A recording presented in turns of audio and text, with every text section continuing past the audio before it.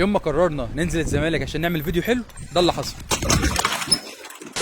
اقول لك ب 50 جنيه ان انا ممكن اركبك عجل وسكوتر وتاكل وتحلي وتعمل كل حاجه، والمفاجاه كمان انت في الزمالك. فتعال نشوف بقى ممكن نعمل الحوار ده كله ب 50 جنيه في الزمالك ازاي. فلقيت مكان اسمه يلا عجله في الزمالك، عنده حاجات كتيره جدا ومن ضمنهم العجل. فهو المكان هنا مش مقتصر على فكره ان هو بيأجر لك عجله بس، لا ده كمان لو انت عايز تتعلم عجل بيعلمك العجل. يعني انت اصلا واحد من الناس ما بتعرفش تسوق عجل خالص، فهم عندهم تأجير العجل بالمدرب بكل حاجه ب 100 جنيه بس. فمثلا عندك عجله زي انا راكبها دي نوع اسمه جالاكسي، ده عنده ب 35 جنيه. ده برده بص يا صاحبي في بص سرعات وفي كل حاجه انت عايزها برده، يعني سواء ب 35 او ب 25 الاثنين فيهم سرعات. فلو انت مش عايزها ب 35 فممكن برده تأجر ب 25. فانت عندك بص الدنيا متاحه. فكده اول حاجه العجله، هنلف بقى شويه ونشوف بقى نرجع مكان تاني نشوف بيقدم ايه تاني. ثاني حاجه هنجربها معانا النهارده وهي السكوتر ده. السكوتر ده بص ده حوار قوي جمدان اخر حاجه. بص بقى ده انت اللي هو لا تفتكره موتوسيكل، بس هو مش موتوسيكل ولا سكوتر، يعني هو الاثنين مع بعض. ده حاجه كده اللي هو هجين ما بين السكوتر وما بين الموتوسيكل. مبدئيا كده انت عندك الكرسي ده، لا اما بتعوزه لا اما ممكن تشيله عادي خالص. انت هناك بتحدد انت عايز الكرسي او مش عايز الكرسي. هنا بقى بص عندك حوار، هو هنا تحس ان هو شبه الموتوسيكل شويه. يعني بص عندك سرعات هنا وعندك ثلاثه بص، يعني المودات دي بتتحكم في السرعات وشغل وقف. وهنا بص لو انت عايز تنور النور تحت وجرس، بص في كل حاجه. يعني بص هنا عندك برده بتنور النور، بتدي انتظار، بتعمل كل حاجه تيجي في بالك. فبص هنجرب كده تجربه دلوقتي. بص بقى كده احنا هنعمل سرعه 3 دي اللي هي يعني اقصى سرعه، فاهم؟ تقريبا دي نسبه الشحنه او حاجه. فهنجرب كده ناخد لفه لحد اخر الشارع ونشوف.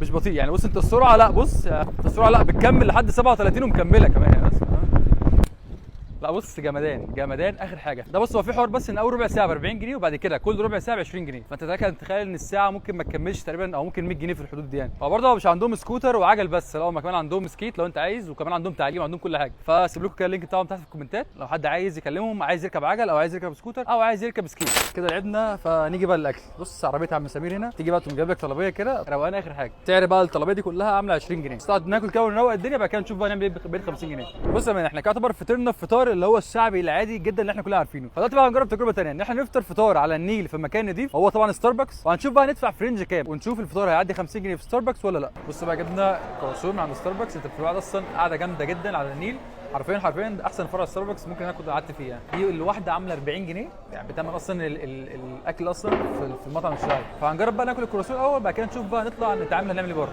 كده احنا يعتبر خلصنا فطار. فكده احنا بقى ركبنا عجل وحلينا وعملنا كل حاجه. فطرنا فطار اغنياء وفطرنا فطار اللي هو العادي جدا. فكده جه وقت الغدا. فهنخش كده على فينوس ونشوف سلايز البيتزا ب 30 جنيه ده بيقول ايه. جبنا اول الاثنين سلايز، الاثنين عاملين 60 جنيه، يعني معنى كده الواحد عامل 30 جنيه. فكده بقى نفتح السلايز.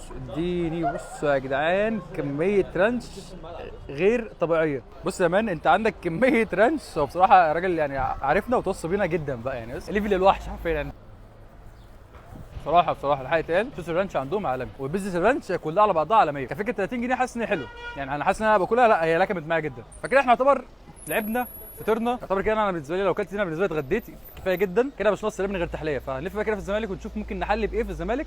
يبقى احنا كده فنشنا ال 50 جنيه. احنا كده كنا ماشيين كنا عايزين نحلي، فكنت ماشي كده فلقيت محل اسمه توت الشام قدام بالظبط قدام تربيه موسيقيه، بيعمل سموزيهات خطيره جدا. هو بصراحه الراجل ادانا واجب ضيافه كده، دوقنا كل حاجه. بصراحه الحاجات عنده خطيره جدا والله، مش كلام فعلا وخلاص، بس فعلا تعالوا جربوا توت الشام هيعجبكم جدا. بص يا مان جبنا فراوله بريد بول وليمون بالريد بول. هو بصراحه الميكس طعم الريد بول اصلا باين فيه، وودانا كده حبه كده سفلته، فلا طعم بصراحه جامد جدا. فبس اظن احنا كده يعتبر عملنا كل حاجه يعتبر ب 50 جنيه. طبعا مش كل الحاجات دي 50 جنيه، بس عملت لك الحاجات اللي انت ممكن تعملها في الزمالك ب 50 جنيه. فاحنا يعتبر كلنا وشربنا ووقعنا وعملنا كل حاجه تيجي في بالك. فانا شايف كده اليوم ضن في الزمالك. فاللي عجبك الفيديو مش تعمل لايك فول البيج، وانت لازم تعمل لايك فول البيج، لان حصل ان احنا نازلين من الساعه تقريبا 10 الصبح، لازم تتكلم في الساعه 7 اصلا وشويه.